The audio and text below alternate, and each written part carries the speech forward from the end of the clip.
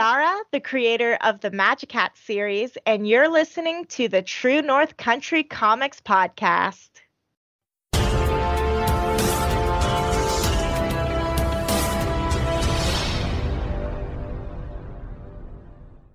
Welcome to the True North Country Comics podcast, dedicated to promote Canadian comic book and graphic novel creators and supporters.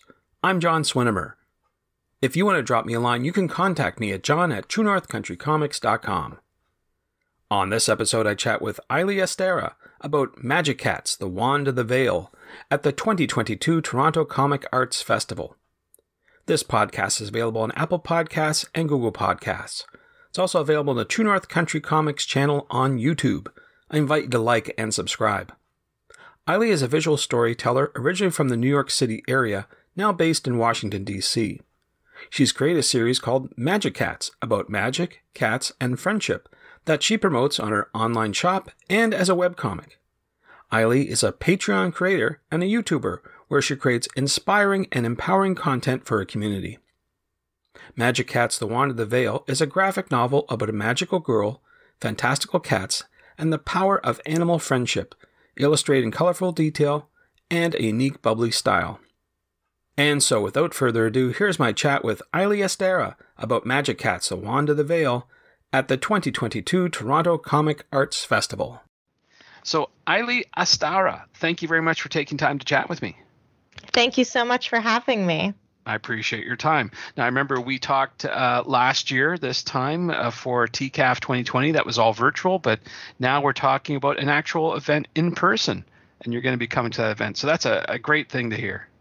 Oh, absolutely. I'm looking so forward to it and actually debuting and attending there in person this time. Sure. Yeah. Well, before I get to my questions, I want to ask you, what's on your bedside reading table? What are you reading today?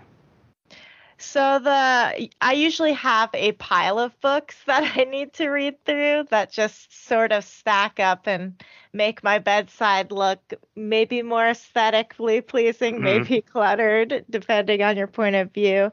But the books that inspire me or that I keep close to my bedside are usually like spiritual related in terms of Buddhism, or like concepts like the Four Agreements or the Power of Now, like mindful techniques, or magical girl manga, because that's what inspires my comics. So it's usually an amalgamation of those two.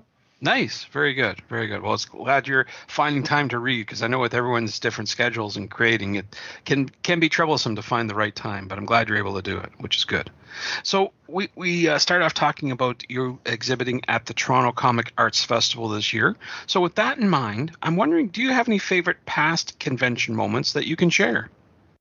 So this is my first time actually being at TCAF and exhibiting in person, but I was accepted into VanCAF a number of years ago, which is the sister convention over on the other coast in Vancouver. And the best parts of exhibiting or being in conventions are like meeting your fans and meeting your customers face to face and having like micro connections and learning about the people who support you and your art and are like naturally attracted to you. And then like being on the other side of the table and then meeting your inspirations and having that moment and that full circle and community and connection all brought together is my absolute favorite thing. And I've been missing it like crazy these past years. Yeah, well, hopefully we'll all get a chance to get back to that and some sort of normalcy. So that'd be great. That's for sure. So understand that you'll be showcasing a new book at this year's TCAF. I wonder if you could talk a wee bit about it. Certainly. Yeah. So when I got accepted into TCAF, I was accepted in 2020, and I debuted the first book of my webcomic series called Magikats, the Wand of the Vale. And in this time in between 2020 and now, I've been successfully able to complete the sequel, which is Magikats, the Mystery of the Moss, that will be debuting at this TCAF coming June. And in this volume, The mystery of the moss continues the adventure of Lavender Lovecraft, the human witch who's run away from home and joined the cats in the cat kingdom of Grimalkin Woods. And along with her sassy mentor, Cinny Winnie, and her fairy dog mother Angel, they all embark on a journey together to seek out a plant potion to heal Lavender's spirit plant from the mysterious mixed moss and the mosslings. They discover along the way a lost orphan black cat who dubs himself Magic Boy Boy the Cat and finds home in this gang of misfits. The cloaked villain Nether meets with his minions in the shadows to continue his quest for the Wand of the Vale and Eternal Night.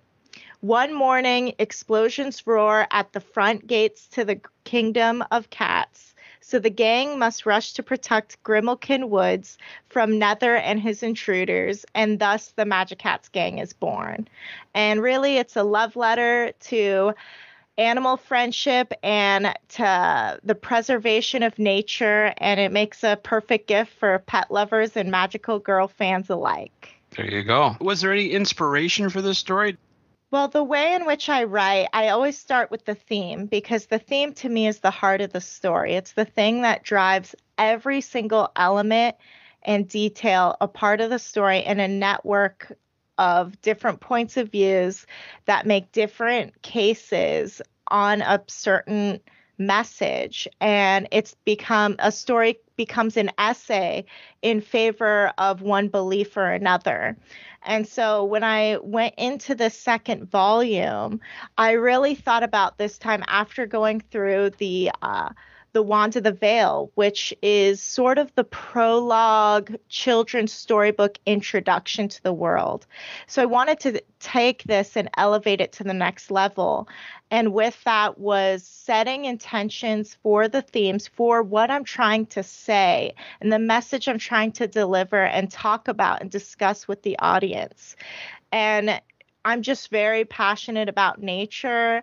The king, it fits so well into the world because the Kingdom of Cats is filled with nymphs, and which are like anthropomorphized trees, and that was what I wanted to add to this second volume.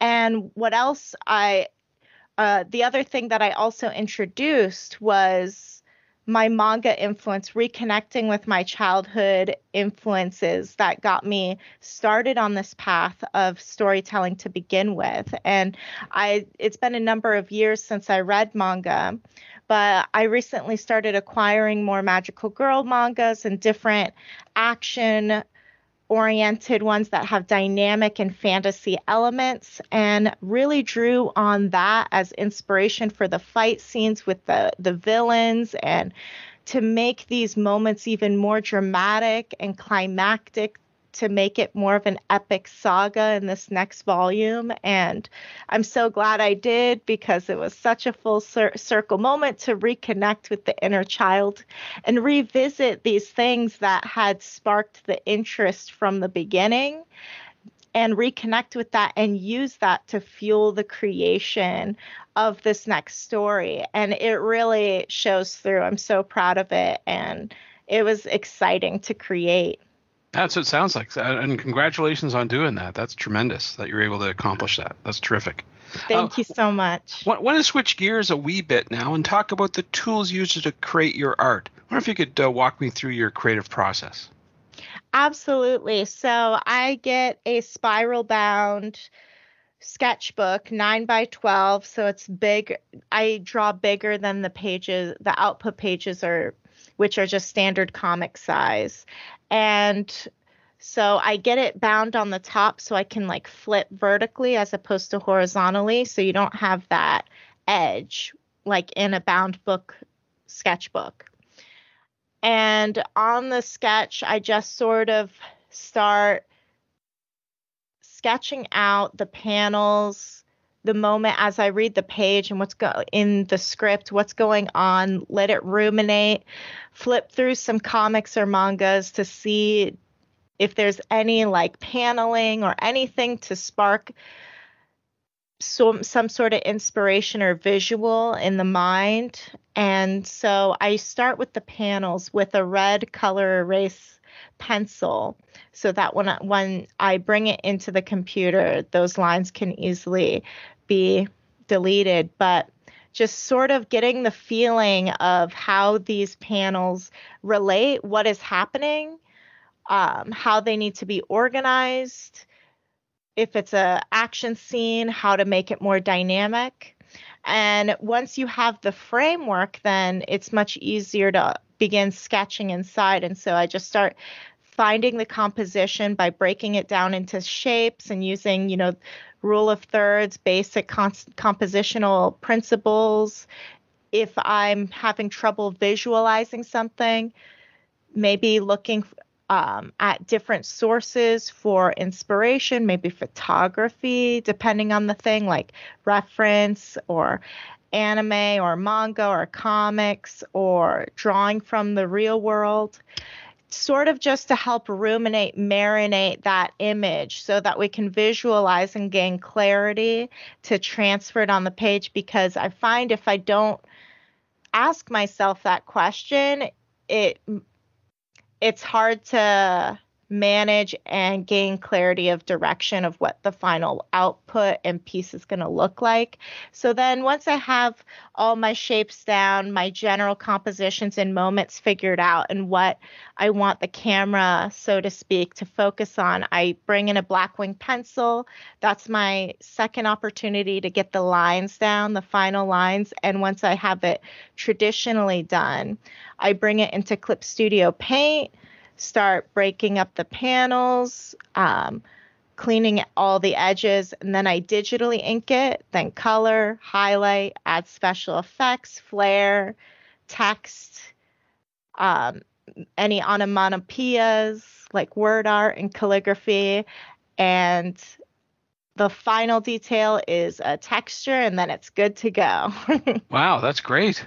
That's a pretty involved process. I wanted to ask you, you did mention about real world scenarios, the nature and stuff, and I know that you're in the New York City area. Do you have the opportunity to get out and envision, see where real world scenarios might be, a park or something that you can incorporate into your story? So actually, I've relocated since the pandemic from New York City, but when I was in that area, nature that wasn't manufactured was hard to find, or you'd have to go far out. And now I live in the suburbs of the DC area, and fortunately I have a nature path right across the street. Since gotten a dog, so you sure as bet she makes sure we go on those trails every single day, which is good for me, good for her. And I'm able to, just peek into the woods, and I'm like, oh yeah, like that's a nice moment. Take a photo, use that for later. Right. Oh, that's good. That's good. Now, we've talked about, this is your second volume of the Magikats series. Natural question would be, do you see it continuing into the future? Do you have plans for that? Absolutely. I have the skeleton of the entire story mapped out when I first started writing the series and structuring the world and all of that. It eventually will be a 10-volume saga, but I do see for the immediate future, I will be putting a pause on it, working on writing and things like that. I might take a break with another comic, but it's going to be something that will probably take a decade or more to complete. Sure. But, I'll jump in and out. And it's a story that contains all my childhood pets, and actually the pet that I had, who I adopted, a senior cat, Mossy, she had passed away during the creation of this comic. So sorry. Thank you. But this comic she's one of the main characters. So that's why I'll always be happy to return to Magikats, because it's a way for me to continue the memory of those pet friendships and families. And I know that other people will relate to that too and connect with their pets and their memories through the story. Yeah, it's a great tribute to have, that's for sure. That's for sure. Well, we've talked about the Magikats series, and it sounds like you're busy, but do you have any other projects that you can talk about that you have going on? Well, I work on my online shop, and that takes up a pretty portion of the rest of my energy as well as my YouTube channel. But I am thinking of taking a bit of a step back from Magikats and working on a full-on manga, Penumbra Mystica, which is, like I said, going to be a manga. It's like a psychological horror romance story, and with a love triangle and like demons. And it really works with the concept of the shadow self by Carl Jung. So Elise Park, the main character, has to basically, along with her shadow self, face her inner demons and tame them in order to break out of the shadow realm she's found herself stuck in. And it's basically a lesson in self-love. So I felt like that would be a fun break, as well as a completely different world, completely different style, and completely different story to have fun with. So we've talked about the Toronto Comic Arts Festival, but I'm wondering, do you have plans to attend any other events this year? So far, I've gotten accepted into Fairfax Comic Con, which is a local Comic Con in the area. I'm still awaiting acceptance or any news back from other events, but I'm just looking forward to getting out there once again, connecting with people and different artists, and I'll keep my fingers crossed. Sure. It sounds like you're going to be busy. So with that in mind, I'm wondering, do you recommend a certain website where people can find out more about your current and your future projects? Oh, absolutely. My website contains Magikats, Penumbra Mystica, and everything that I do, and it is eilieastara.com. Thanks to Eilie for the chat. You can discover more about Eilie on Instagram at EILIEASTARA and online at eilieastara.com. And thanks to you for listening to the True North Country Comics podcast. If you haven't done so already, please subscribe to and like this podcast on Apple Podcasts. And please leave a good rating. Also check out the TrueNorthCountryComics.com website and follow along on Twitter at True North Comics. True North Country Comics is now on YouTube. Please like and subscribe to that video channel. Please send your feedback to John at TrueNorthCountryComics.com. Thanks again for listening, and come back soon for another episode. Bye for now. True North Country Comics Podcast is copyright True North Country Comics, copyright 2022.